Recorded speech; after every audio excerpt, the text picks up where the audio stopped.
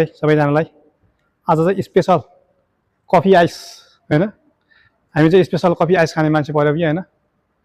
अब नेपालतिर जस्तो भइदियो भए त कपमा खानु पर्थ्यो, हामी हाम्रो स्पेसल कफी हो। कति कप हुन्छ होला हेर्नुहोस् त, यहाँ हिसाब गर्नु त। नेपालमा यत्रो कफी कपमा खान्छ हैन, 3 घुर्की 4 घुर्की खाँदाखेरि सट्टै सिद्धिन्छ। हाम्रो यहाँ आएर यत्रो भर प्लास्टिकमा यत्रो भरि आउँछ।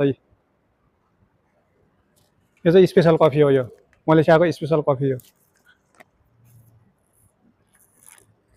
आहा, यसले चाहिँ निन्द्रालाई चाहिँ चट्टै पार्छ कि। खाना साय खाइसकेपछि हैन झुपझुप झुपझुप झुपझुप निद्रा लाग्छ हैन। यसले त धुलो पिठो भए पनि गर्मीमा हैन, यस्तो गर्मी छ, गर्मीको लागि चाहिँ यही ठिक हुन्छ भनेर आइस हालेर हैन खानुपर्छ।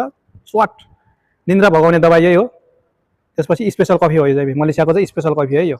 यसरी खाइन्छ यो चाहिँ, हामी चाहिँ अब कपमा खाइदैन यार, सब प्लास्टिकमा यसरी झुन्याएर खाने हो। वाउ दामी छ कफी। ल त गाइस, मन परेमा भिडियो मन परेमा लाइक सेयर गरिदिनु होला है त। हस् त भाइ।